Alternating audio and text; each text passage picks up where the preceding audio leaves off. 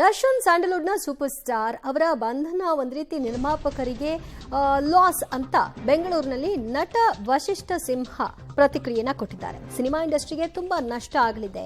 ಬೆಂಗಳೂರಿನಲ್ಲಿ ಅವರು ಮಾತನಾಡ್ತಾ ಈ ಎಲ್ಲ ವಿಚಾರಗಳನ್ನ ಹೇಳಿದ್ರು. ಆದರೆ ನ್ಯಾಯಕ್ಕಿಂತ ಮೇಲ್ಯಾರೂ ಇಲ್ಲ ಅನ್ನೋದನ್ನ ಅವರು ಹೇಳೋದನ್ನ ಮರಿಲಿಲ್ಲ. ಎಲ್ಲಿ ನ್ಯಾಯ ಇರುತ್ತೆ ಅಲ್ಲಿ ಸಲ್ಲಬೇಕು.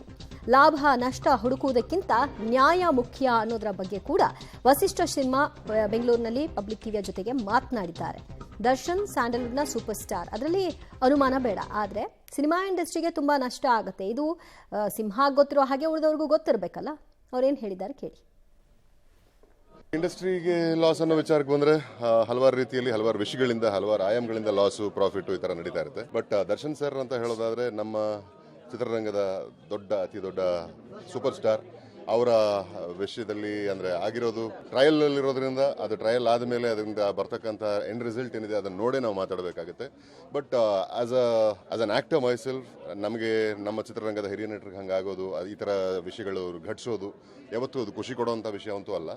But end of the day justice is something that is above all.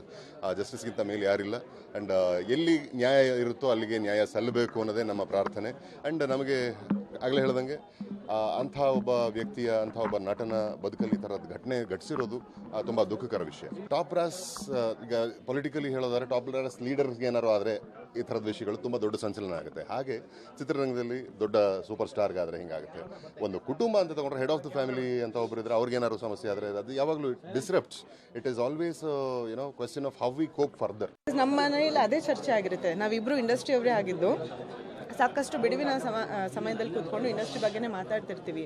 ಯಾಕೆ ಹೀಗಾಯಿತು, ಹೀಗಾಗಬಾರ್ದಿತ್ತಲ್ವಾ, ಅಥವಾ ಹೀಗೆ ನಡಿಬೇಕಿತ್ತಲ್ವಾ, ಅಥವಾ ಮತ್ತೆ ಈ ಥರ ಏನಾದರೂ ಆಗಬಾರ್ದಿರೋ ಅಂಥ ಘಟನೆಗಳು ನಡೆದಾಗ ಹೀಗೆ ಯಾಕಾಯಿತು ಅಂತ ಬೇಜಾರು ಮಾಡ್ಕೋತೀವಿ.